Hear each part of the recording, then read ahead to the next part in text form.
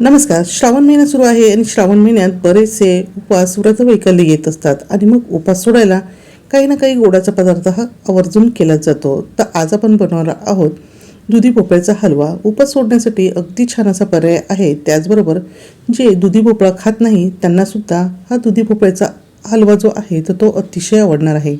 सर्वात अगोदर इथे मी मीडियम साईजचा दुधी भोपळा घेतलेला आहे आणि त्याचे आपल्याला साल हे काढून घ्यायचे आहे. दुधी भोपळ्याचा हलवा करताना बऱ्याचदा हा हलवा काळसर रंगाचा होतो, म्हणजे दुधी भोपळा किसल्यानंतर काळा पडतो. त्यासाठी सुद्धा तुम्हाला काही टिप्स देणार आहे, ज्यामुळे दुधी भोपळ्याचा हलवा जो आहे तो अजिबात काळा पडणार नाही. आता दुधी भोपळ्याची साल काढून झालेली आहे, तर किसणीची जी जाडसर बाजू आहे तर त्याच्याने आपल्याला हा दुधी भोपळा किसून घ्यायचा आहे. आता दुधी भोपळा किसताना आपल्याला बाजूचा भाग जो आहे तर तो पहिल्यांदा किसून घ्यायचा आहे आणि हा जो मधला भाग दिसतो आहे तर तो किसायचा नाही, कारण की बऱ्याचदा ह्या भागामध्ये बिया असतात आणि आपल्याला त्या या दुधी भोपळ्याच्या हलव्यामध्ये घ्यायच्या नाही. जर दुधी भोपळा खूपच कोवळा असेल आणि त्यामध्ये अजिबात बी वगैरे नसेल तर अशा वेळेस दुधी भोपळा पूर्ण किसला तरी चालणार आहे. आणि अशा पद्धतीचा भाग जेव्हा निघतो तर तो आपल्याला सुरीने काढून टाकायचा आहे आणि पुन्हा दुधी भोपळा हा किसायला घ्यायचा आहे. पण त्या अगोदर इथे मी भांड्यामध्ये पाणी घेतलेले आहे.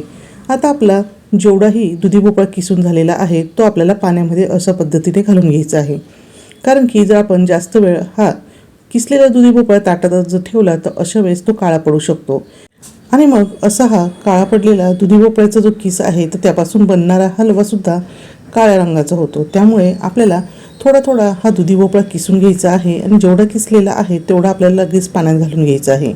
त्यानंतर दुधी भोपळ्याचा हलवा करण्यासाठी हा जो किसलेला दुधी भोपळा आहे तर तो आपल्याला 2 ते 3 पाण्याने धुवून घ्यायचा आहे, म्हणजे त्यामधला जो काळपटपणा आलेला असेल तर तो पूर्णपणे निघून जातो.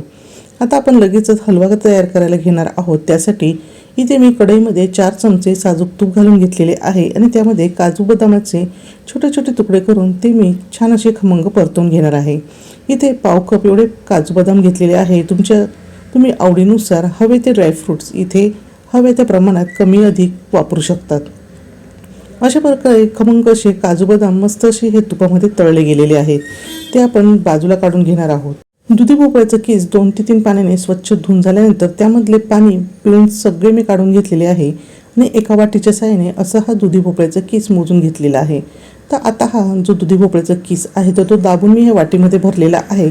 पण जर सपाट वाटी जर आपण हा दुधी भोपळ्याचा किस जर भरला असता तर अशा वेळेस 1.5 वाटी एवढा हा भोपळ्याचा किस आहे. आता हा भोपळ्याचा किस मी तुपामध्ये साधारणतः एखादा मिनिटभर असा हा परतवून घेणार आहे. त्यानंतर आता आपल्याला गॅसची फ्लेम मीडियम ठेवायची आहे आणि त्यामध्येच अर्धी वाटी एवढी दूध घालायची आहे. ज्या वाटीने आपण दुधी भोपळ्याचा किस मोजलेला होता त्याच वाटीचा उपयोग आपल्याला इथे करायचा आहे. त्याच वाटीने अर्धी वाटी एवढी दुधावरची घट्टसर त्याचबरोबर फ्रेश अशी सायसुद्धा यामध्ये घालून घ्यायची आहे. दुधावरची साय घातल्यामुळे यामध्ये मिल्क पावडर खवा वगैरे घालण्याची अजिबात आवश्यकता नाही. पण जर तुमच्याकडे खवा उपलब्ध असेल तर तुम्ही यामध्ये खव्याचा सुद्धा वापर करू शकता. त्याचबरोबर जर दुधावरची साय नसेल तर अशा वेळेस तुम्ही मिल्क पावडरचा सुद्धा इथे वापर करू शकतात. गॅसची फ्लेम मिडियम टू लो ठेवून साधारणतः 3 मिनिटे आपल्याला हे वाफवून घ्यायचे आहे. आता यामधला जो दुधी भोपळा आहे तर तो आपल्याला अगदी पूर्णपणे शिजवायचा नाही, तर हलकासा हा दुधी भोपळा कचरट असायला हवा. अशा पद्धतीने तुम्ही इथे बघू शकतात की दुधी भोपळा अर्धवट असा शिजलेला आहे आणि पुन्हा मी हे सगळे मिश्रण व्यवस्थित मिक्स केलेले आहे. आता यामध्येच आपल्याला अर्धी वाटीपेक्षा जास्त म्हणजे पाऊण वाटी एवढी साखर ही घालून घ्यायची आहे. आता साखरेचे सुद्धा प्रमाण तुम्ही तुमच्या आवडीनुसार थोडेफार कमी अधिकही करू शकतात. जर तुम्हाला गोड जास्त आवडत असेल तर अशा वेळेस तुम्ही यामध्ये 1 वाटी एवढी सुद्धा साखर घालून घेऊ शकता. आता साखर घातल्यानंतर हे मिश्रण अजूनच जास्त सैलसर होणार आहे, कारण की साखरेला पाणी सुटते. जसजशी साखर विरघळणार आहे तसतसे हे मिश्रण असे हे सैलसर होणार आहे. तर याच्यावर झाकण ठेवून साधारणतः 4 ते 5 मिनिटे आपल्याला वाफ काढून घ्यायची आहे आणि अशा वेळेस गॅसची फ्लेम मीडियम टू लो ठेवायची आहे. आता इथे तुम्ही बघू शकतात यामधला जो दुधी भोपळा आहे तर तो अगदी पूर्णपणे व्यवस्थित असा शिजलेला आहे. आता आपल्याला काय करायचे आहे, गॅसची फ्लेम हाय ठेवायची आहे आणि यामधले जे पाणी आहे तर ते पूर्णपणे आपल्याला आटवून घ्यायचे आहे आणि हा दुधी भोपळा छान असा रसाळ करून घ्यायचा आहे. त्यासाठी आता यावर आपल्याला परत झाकण ठेवण्याची आवश्यकता नाही. सर्वात शेवटी यामध्ये अर्धा चमचा वेलची पावडर घालून घेतलेली आहे. गोडाच्या पदार्थाची चव वाढावी यासाठी वेलची पावडर ही आवश्यकच असते. त्यामुळे सर्वात शेवटी आपल्याला ही वेलची पावडर घालायची आहे, जेणेकरून त्याचा स्वाद जास्त वेळपर्यंत छान असा टिकेल. त्यानंतर आपण जे तुपामध्ये तळून घेतलेले ड्रायफ्रूट्स आहे तर ते सुद्धा मी यामध्ये घालून घेतलेले आहे. आणि आता पुन्हा गॅसची फ्लेम हाय ठेवूनच आपल्याला 1 मिनिट झाकण ठेवून हे मिश्रण असेच ठेवायचे आहे, म्हणजे वेलचीचं फ्लेवर छान असा या हलव्यामध्ये उतरला जाईल. आणि इथे तुम्ही बघू शकतात की यामधले जे पाणी आहे तर ते सुद्धा पूर्णपणे निघून गेलेले आहे आणि रसाळ छान असा इथे दुधी भोपळ्याचा हलवा तयार झालेला आहे.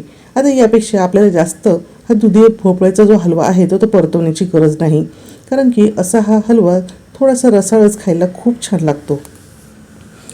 अशा पद्धतीने हा हलवा इथे तयार झालेला आहे आणि तुम्ही इथे बघू शकता कुठेही या दुधी भोपळ्याच्या हलव्याला काळपटपणासुद्धा आलेला नाही. त्याचबरोबर मी इथे कुठेही फूड कलरचा सुद्धा वापर केलेला नाही, तरीसुद्धा हा दुधी भोपळ्याचा हलवा दिसायला अतिशय सुंदर असा दिसतो आहे. आणि हे बघा, बघूनच तोंडाला पाणी सुटेल असा हा दुधी भोपळ्याचा हलवा इथे तयार झालेला आहे.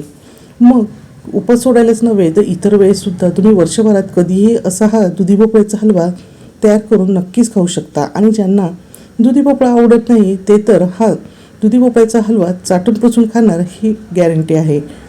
तर मग वाट कसली बघताय तुम्हीसुद्धा असा हा चविष्ट, रसाळ आणि अजिबात काळा न होणारा दुधी भोपळ्याचा हलवा लगेचच तयार करायला घ्या. आणि तो तुम्हाला कसा वाटला हे मला कमेंट करून नक्कीच सांगा. पुन्हा भेटूया असेच एका छानशा आणि झकास रेसिपीसोबत.